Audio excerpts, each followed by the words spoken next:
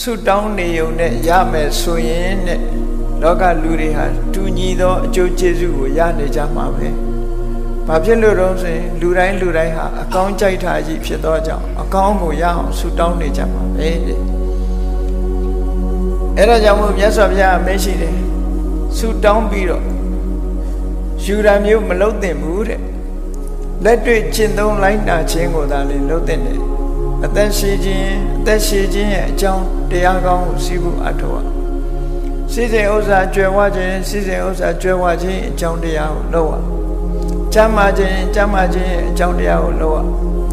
ဆုတောင်းနေုံနဲ့ဘာတစ်ခုမှဖြစ်လာမှာမဟုတ်ဘူးဆိုတာထို့သုတ်တန်တွေမှာရှင်းကြီးတိတိပပကြီးဟောကြားထားတာရှိပါသို့တော်လည်းလူတွေဟာအကျင့်ကြီးပါနေသည့်အတွက်ကြောင့်နတ်တွေထံမှာဆုတောင်းတဲ့ပုံစံမျိုးနဲ့ဘုရားစီမှာလည်းဆုတောင်းဆုယူမှုတွေဟာ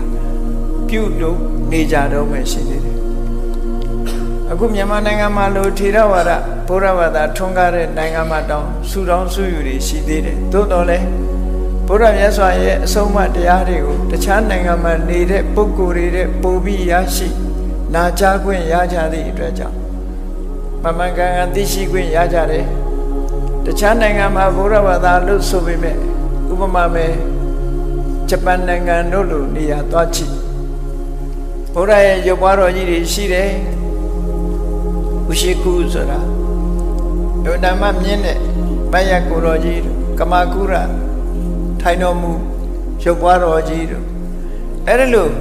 ဖရာရုပ်ပွားတော်ကြီးတွေရှိမှာဆုတောင်းဆုယူပဲလုပ်နေကြတာလက်တွေ့ဖရာရဲ့အဆုံးအမဆိုတာသိလည်းမသိဘူးသိဖို့လည်းမကြိုးစားစဉ်းစားကြည့်ဖရာဆုံးမအဓိကမဟုတ်ဘူးဖရာရှိသွားအမွေတိုင်းတွေစီမီတွေထွန်းညှိပြီးတဲ့အခါဆုတောင်းနေကြတာအားလုံးကဆုတောင်းနေကြတခြားတရုတ်နိုင်ငံတို့ကိုရီးယားနိုင်ငံတို့ဘယ်နိုင်ငံသွားကြည့်ချင်ဖရာရုပ်တုရှိမှဆုတောင်းနေကြတယ်မွေးတိုင်းလေးထွန်းပြီးတော့ဆုတောင်းတယ်ဘာတွေဆုတောင်းစီဝါဥစ္စာတုတက်ပါစေကျမ်းမာပါစေအသက်ရှိပါစေဖရာသခင်ကမဆာပါစေဆိုတာမျိုးတွေပဲဆုတောင်းပြီးတော့နေကြတယ်အဲ့ဒါတွေကမှန်ကန်မှုရှိသလားလို့ဆိုတော့ထေရဝါဒဗုဒ္ဓမြတ်စွာဘုရားရဲ့အဆုံးအမထေရဝါဒကျမ်းစာတွေကိုကြည်လိုက်ဒါတွေကမှန်ကန်မှုမရှိဘူးမှားရွံ့တဲ့လုပ်ရက်တွေတခုသာဖြစ်နေနတ်ကိုးကွယ်တဲ့အစဉ်အလာတွေကပါလာလို့ဒီတိုင်းလုပ်နေကြတာဖြစ်တယ်ဒါကြောင့်မို့ဘုန်းကြီးတို့မြန်မာနိုင်ငံမှာဗုဒ္ဓဘာသာထွန်းကားစာပေကျမ်းအနေလွယ်တကူသိနိုင်တဲ့အခုတို့မန္တလေးမြို့တို့လိုရဟန်းသံဃာတွေသတင်းသုံးပြီးတော့စာတတ်ပေတတ်ဆရာတော်ကြီးတွေပေါ်တဲ့မြို့နေထိုင်ကြတဲ့ဒကာဒကမတွေကံကောင်းကြတယ်ဘုရားကိုးကွယ်မှုဆိုဒီမှာဘုရားရဲ့အဆုံးအမကိုရဖို့အဓိကဖြစ်တယ်